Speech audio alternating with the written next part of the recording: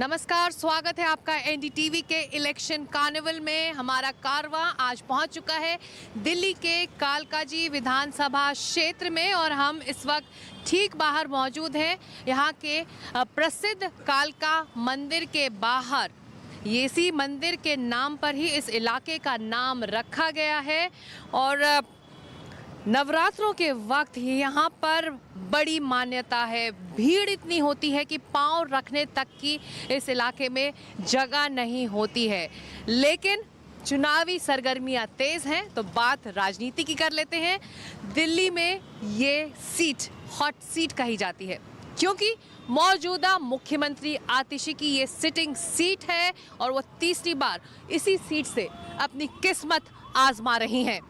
उनको चुनौती देने के लिए बीजेपी ने अपने 2 बार के सांसद रमेश बिदूरी को मैदान में उतारा है। वहीं कांग्रेस ने भी कड़ी टक्कर की तैयारी कर ली है और अपनी तेज तर्रार नेता अलका लांबा को मैदान में इधर से उतार दिया है। देखना होगा कि इस त्रिकोणीय मुकाबले में कौन किसको कितनी चुनौती देता है और यहाँ की जनता का भी मन हम टटोलेंगे, जानेंगे कि आखिर इन चुनावों को लेकर उनके मन में क्या बातें चल रही हैं। तो चलिए हमारे साथ।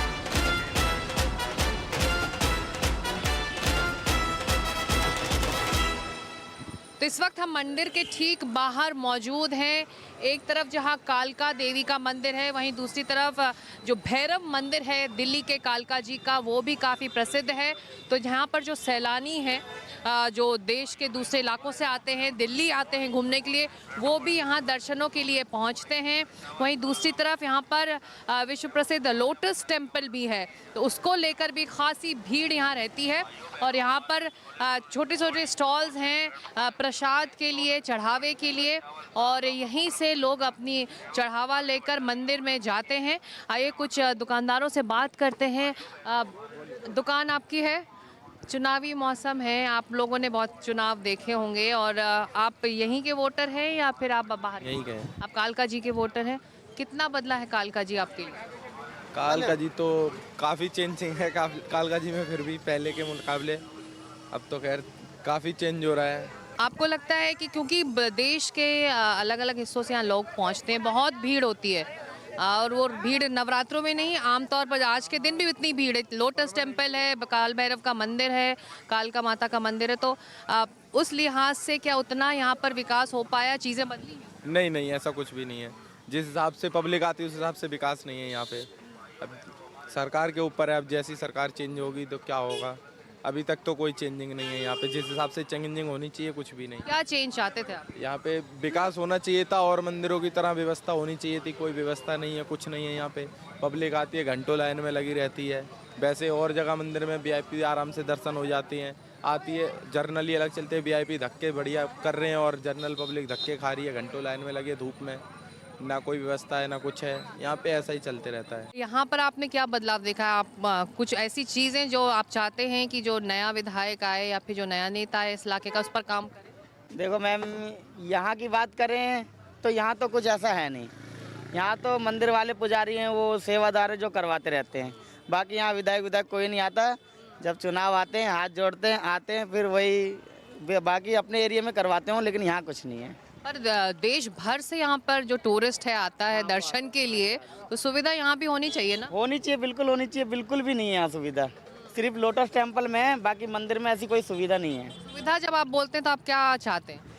यही चाहते हैं कि ये देखो जो मंदिर का गेट है, आपको लग रहा है मंदिर का गेट है, यहाँ बनना चाहिए कुछ बढ़िया सा गेट लगना चाहिए कि माता का दरबार आए, ये माता का दरबार है। ऐसा लगता ही नहीं है कि गेट है, ऐसा लगता है देखो बंद है। कुछ कोई इधर कॉलोनी वलोनी बसी हुई है, ऐसा लगता ही नहीं मंदिर है। मंदिर होता है, बढ़िया होता है। आजकल देखते हो आप, छतरपुर मंदिर हो गया, ये झंडे वाला हो गया, ऐसी सुविधा यहाँ नहीं है।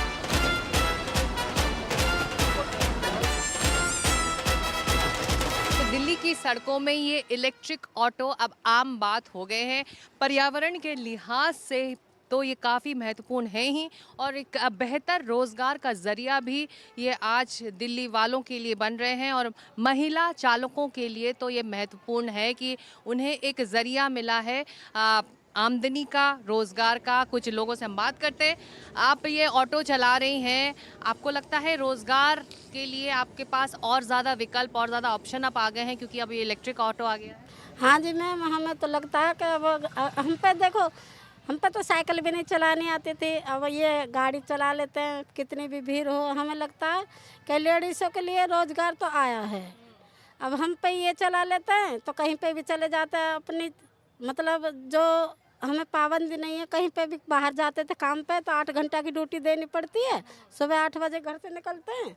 अब यहाँ पे ऐसा कभी भी हम आ सकते हैं, अपनी मर्जी के मालिक है, कभी भी जाओ कभी भी आओ, कोई पाबंदी। कमाई उतनी है जितनी नौकरी में होती थी हाँ कमाई या उससे ज़्यादा है? थोड़ा बहुत ज़्यादा लगा लो 150 रुपया अपनी खुशी से कोई दे जाता है। जैसे आप लोग बैठते हैं, कभी अपनी खुशी से दे जाते हैं। आप बहुत अच्छी ड्राइवर, बहुत अच्छी गाड़ी चलाते हैं तो वो हमारे लिए बच जाते हैं कभी कभी। जैसे नहीं, कमाई तो ठीक ठाक ही है, जैसे हमारी तनख्वाह हमको मिल जाती है वो ठीक ही है। तो महिलाओं के लिए एक ज़रिया बना है ये इलेक्ट्रिक ऑटो, क्योंकि इसे चलाना काफ़ी आसान होता है। कुछ और महिला चालकों से बात कर लेते हैं। नौकरी के बनस्पत अगर कंपेयर करें तो ऑटो ड्राइविंग बेटर लग रहा है आपको? हाँ जी मैम, हमें ऑटो ड्राइविंग बहुत बेटर लग रहा है क्योंकि इसमें बाउंडिंग नहीं, मतलब कोई ये नहीं है कि इतने बजे आपको आना है। हम कभी भी अपना ऑटो निकाल के अपना घर परिवार देखते हुए इस ऑटो को चलाते हैं और बहुत अच्छे से अपनी जीवन यापिका को सर्वाइव कर पा रहे हैं। आपको क्या लग रहा है कि ये रोज़गार के लिए एक अच्छा विकल्प है और ये ज़्यादा और लॉन्च होना चाहिए महिलाओं के लिए यहाँ दिल्ली की सड़कों में? हाँ जी, और काफ़ी सारी महिलाएं जुड़ जाएं, हम ये चाहते हैं। सेफ्टी के लिहाज से आपको लगता है ऑटो चलाना आपको सेफ लग रहा है दिल्ली की सड़कों में? बिल्कुल मैम, बिल्कुल सेफ है, बहुत अच्छे से। हम खुद भी 1.5 साल से हम चला रहे हैं ऑटो को, तो हमें कोई ऐसी सड़कों पर दिक्कत नहीं आई है, किसी पैसेंजर से नहीं हुआ? किसी पैसेंजर से कुछ नहीं हुआ है। मतलब अच्छा लगता है, कंफर्टेबल हम फील करते हैं अपने आप को कि हाँ भाई ठीक है, हम बहुत अच्छे से अपना काम कर पा रहे हैं। आप गाड़ी या फिर साइकिल, स्कूटर चला पाती हैं कि ये पहली गाड़ी है जो आप चला रही हैं? स्कूटर भी चला लेते हैं, साइकिल भी चला लेते हैं और ये ऑटो भी चला, इलेक्ट्रिक कार भी होती है वो भी चला लेते हैं। तो ये आप जब से आप चला रही हैं, आपके परिवार के लिए किस तरह की सहूलियत हुई है? वो मैम, इससे ये चलाने से ये है कि अपने बच्चों को भी पाल पा रहे हैं और बच्चों को अच्छे से देखभाल भी कर रहे हैं। चुनावी मौसम है, आप कोई पार्टी कहेगी कि हमारी वजह से ये महिलाओं को सहूलियत हुई, इस तरह से रोज़गार लोगों को मिल रहा है, तो आपको लग रहा है कि एक अच्छा एक ये प्लेटफॉर्म है जहाँ से आप लोगों को एक सहूलियत मिल रही है, एक सुविधा मिल रही है? मैम पहले तो गवर्नमेंट कुछ महिलाओं के लिए करे तब सहूलियत हो, क्योंकि अगर वो कुछ ऑटो दे रहे हैं हमें तो लेडीज़ों के नाम पे डायरेक्ट दें। ये नहीं है कि कोई एनजीओ को जोड़ दिया, कोई वैसे टाई अप कर दिया, तो उसमें क्या है, महिलाओं को कुछ डायरेक्ट बेनिफिट नहीं हो पाता। अगर डायरेक्ट बेनिफिट हो तो महिलाओं को और भी सहूलियत हो, मतलब जो घरों से निकल रही हैं, सड़कों पे आ रही हैं, काम कर रही हैं, तो उन्हें डायरेक्ट बेनिफिट हो तो ज़्यादा बेटर। तमाम पार्टियां, चाहे वो मौजूदा सरकार हो, महिला सम्मान योजना की बात करी कि अकाउंट में इतने पैसे आ जाएंगे, हम जीत जाएंगे। बीजेपी ने और दावे किए हैं, कांग्रेस ने और किया है। तो आपको लग रहा है भरोसा हो रहा है पार्टियों के दावों पर?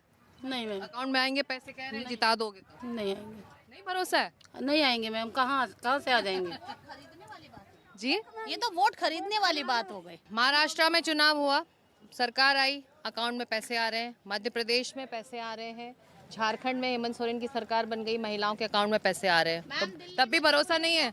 तब भी पैसे भरोसा नहीं है? नहीं मैम, दिल्ली में तो बुजुर्गों को ही नहीं आ रहे हैं। जो बुजुर्ग महिलाएं, जो बुजुर्ग लेडीजों के नाम पे वो 2500 3000 मिलते थे पहले, वही बंद हो गई है पेंशन। जो वृद्धा पेंशन, विधवा पेंशन आते थे वो भी नहीं आ रहे अभी तो दिल्ली में। तो किस चीज पे भरोसा करे? किसी चीज पे भरोसा नहीं होता। नहीं तो क्या ये चुनाव जीतने के हथकंडे हैं? हाँ बिल्कुल है। जानने वाले तो पहले भी तो गरीब आदमी तो रह जाता है, जो पैसे वाले हैं वो अपने फायदा उठा लेते हैं। तो आपको लगता है कि इस तरह के जो साधन है वो ज्यादा उस पर काम करे, चाहे कोई भी सरकार है? आप ये कहना चाहिए? जी मैम, बिल्कुल बिल्कुल सही बात, बिल्कुल। रोजगार दें, कुछ जो खाली बैठे हैं बच्चे, अब रोजगार दे, कोई भी हो रोजगार दे। फ्री की रेवड़ी हाँ, फ्री की रेवड़ियाँ ना दे। पहले केजरीवाल जी ने बोला हम 1100 देंगे, बीजेपी जी ने बोला अगर हम जीतते तो 2100 देंगे, कांग्रेस ने बोला हम 2500 देंगे। तो नहीं जीते तो कौन देगा? कोई नहीं देता। तो इसलिए ये रेवड़ियाँ नहीं चाहिए, ये वर्क करो। आम आदमी पे अगर काम कर रहे हो, फीमेल पे काम कर रहे हो तो काम करो। उन फीमेल को भी दिखना चाहिए कि आप लोगों ने हमारे लिए कुछ किया है। या सोचा है। आम पब्लिक अगर आपके दरवाजे जा रही है तो उन्हें एक रखो कि हाँ भाई वो किस मुसीबत से आई है, लेकिन ऐसा होता नहीं है यहाँ पे। महिलाओं को, जो मिडिल क्लास की महिला है मैम, उनको आज तक किसी गवर्नमेंट की तरफ से कोई बेनिफिट नहीं मिला, कुछ नहीं मिलता है। नहीं मिला है। तो जो भी सरकार आए, सरकार से हमें एक ही निवेदन है कि मिडिल क्लास की महिलाएं हो, जो गरीब श्रेणी में चल रही हैं, जो सरवाइव कर रही हैं, उनको डायरेक्ट कुछ करें, वो लोग चेक कराएं, सब कुछ करें, मतलब उनके लिए करें।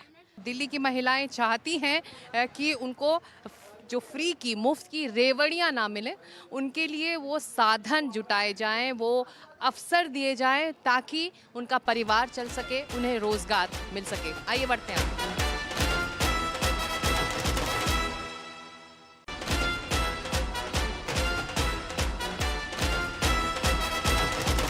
कालकाजी विधानसभा क्षेत्र की जनता के मन में क्या है, यही हम जानने की कोशिश करेंगे। इस वक्त हम मौजूद हैं कालकाजी के ए ब्लॉक में और कुछ जो आम जनता और आम वोटर जो हैं, जो किस्मत का फैसला लेंगे यहाँ के उम्मीदवारों के लिए, उनसे बात कर लेते हैं। कहा जा रहा है कि इस इलाके में ना मुकाबला बहुत दिलचस्प है, त्रिकोणीय मुकाबला है। आपको लग रहा है जबरदस्त टक्कर होने वाली तीनों में? बिल्कुल बिल्कुल जी, होने वाली है।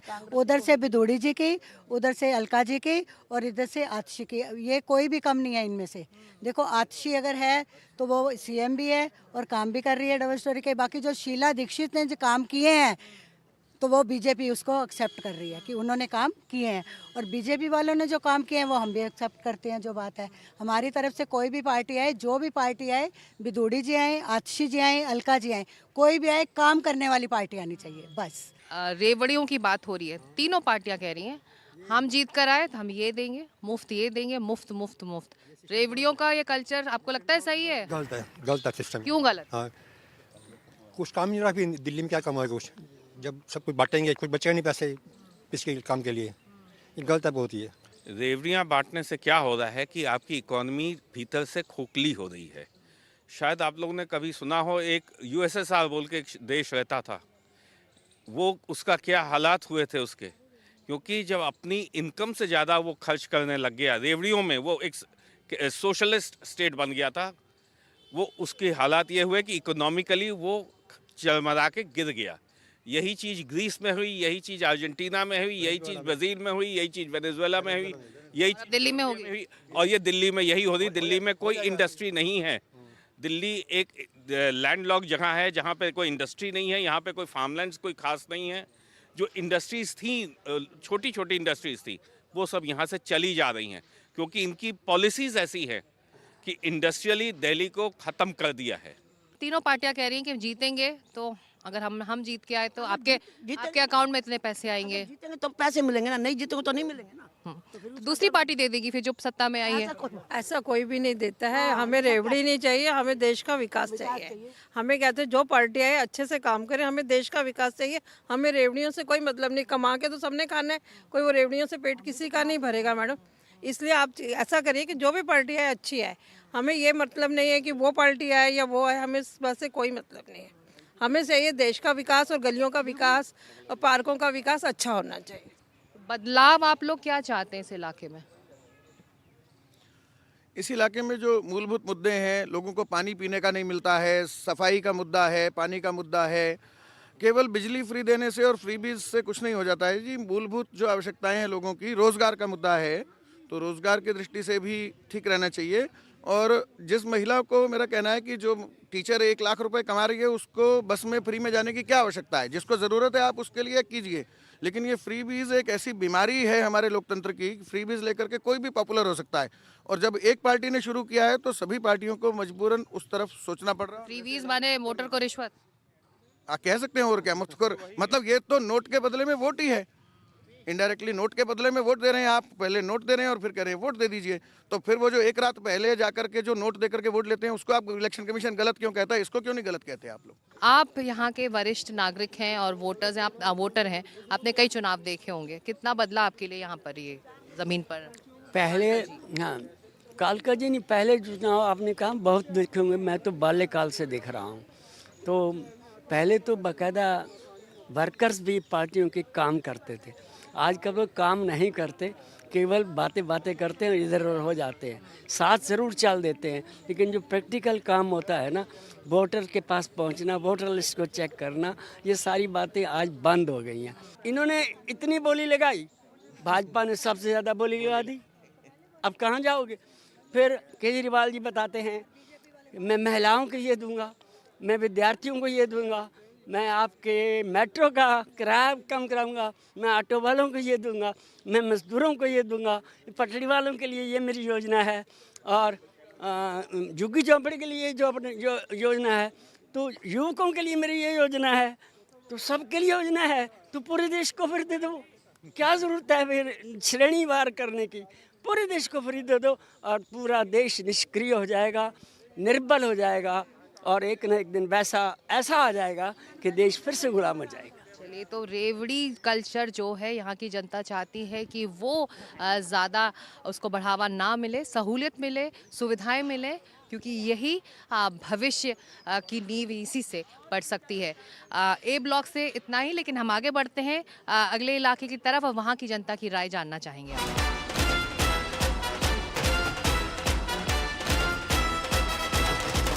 तो एनडीटीवी का इलेक्शन कार्निवल पहुंच चुका है कालकाजी के नवजीवन कैंप में, और यहाँ जनता अपने रोज़गार को लेकर, अपनी रोज़ की ज़िंदगी को लेकर कश्मकश में लगी रहती है। चुनावी मौसम है, तो इनसे जानने की कोशिश करते हैं। चुनाव सर पर हैं, इसको लेकर यहाँ पर हलचल है, आप लोगों को इंटरेस्ट है कि वोट डालना है, नहीं डालना है? डालना है मैडम, क्यों नहीं डालना है? डालना है, अपने अधिकार का इस्तेमाल करना है। बिल्कुल, अपना अधिकार का इस्तेमाल तो करना ही है। हम लोगों के बच्चों को अच्छी तरीके से अच्छी शिक्षा मिल रही है, बिजली पानी सब फ्री हमारे लोगों का है, लाइटिंग शौचालय सुलभ सब भी फ्री है यहाँ पे। इलाके की सबसे बड़ी परेशानी क्या है, क्या दिक्कतें हैं आप लोगों की जो जल्दी उसके सुलझाने चाहिए? कोई दिक्कतें ना है, वही महंगाई दिक्कत खाई जा रही है, काम है नहीं, काम है नहीं, महंगाई खाई जा रही है, बस क्या करें। आज पहले 100 रुपये में काम चलता था कांग्रेसी, आज 500 रुपये में काम नहीं चलता। अब काम है नहीं, आए कहाँ से? वो आमदनी नहीं है, खर्चा बढ़ रहा है। खर्चा बढ़ रहा है, हाँ खर्चा बढ़ रहा है, बस यही है, इतनी समस्या, और कोई समस्या नहीं है। महंगाई एक बड़ी समस्या है यहाँ मौजूद महिलाओं को लेकर, लेकिन अच्छा, जाने से पहले पूछना चाहूँगी, औरतों को लेकर खास ध्यान दिया जा रहा है, महिला सम्मान योजना हो, प्यारी दीदी योजना हो, या कांग्रेस की अपनी योजना है, तो इन योजनाओं से आपको लगता है महिलाओं का उद्धार होगा? मेरी बहन अकाउंट में पैसा आए या ना आए, खाना तो है ही है, खाना तो खाना है, जीना है, पैसा दे या ना दे हमको उसकी फिक्र नहीं, पर महंगाई कम करे। एक बार 2100 रुपये दे दिए जाएंगे, 2500 रुपये दे दिए जाएंगे, तो उससे हम लोगों की ज़िंदगी नहीं कटने वाली, हम लोगों के भविष्य संभलने नहीं, बच्चों के भविष्य नहीं संभलने हैं। पर ये है कि महंगाई कम हो जाए तो थोड़ा हिसाब बढ़िया हो जाए, बाकी और कोई दिक्कत नहीं। इस इलाके में किन मुद्दों को लेकर वोट पड़ेगा इस बार, क्या क्या आप देखेंगे जिसके बाद आप फैसला लेंगे कि इसको वोट डालना है और उसको नहीं? वही इलाके में पानी बिजली पहले से सहूलत में चली रही है, लोगों को मिल रही है। असली है बेरोजगारी, काम नहीं है। अब लेबर आदमी बेचारा कमाएगा नहीं तो खाएगा कहाँ से? ये तो बोल रूल बन गया कि गरीब को उतना दो जो खा के सो जाए, उसके बच्चे पढ़ ना पाए, बीमार हो जाए, अच्छा इलाज नहीं करा पाए। क्योंकि जब वो साल में 7 महीने काम करेगा, गांव से आएगा दिल्ली, दिल्ली से फिर भागेगा, तो उसके बच्चे क्या खाएंगे और क्या उसके बच्चे पढ़ेंगे? सरकार कोई भी बने, चाहे बीजेपी बने, चाहे कांग्रेस बने, कोई सरकार चलाए, रोजी रोजगार चाहिए, रोजगार नहीं है, काम नहीं है। तो ये था कालकाजी विधानसभा क्षेत्र से एनडीटीवी का इलेक्शन कार्निवल। यहाँ की जनता के मन में क्या है, ये हमने आज जानने की कोशिश की है, लेकिन आखिरी फैसला बटन दबाकर जनता को लेना है, और ये फैसला होगा 5 फरवरी को, और इसके नतीजे आएंगे 8 फरवरी को। तब तक के लिए हमारा ये इलेक्शन कार्निवल जारी रहेगा। कल हम फिर मिलेंगे ठीक इसी वक्त, एक नई जगह, अपने इलेक्शन कार्निवल को लेकर। तब तक के लिए नमस्कार। एनडीटीवी इंडिया में खबरें जारी हैं।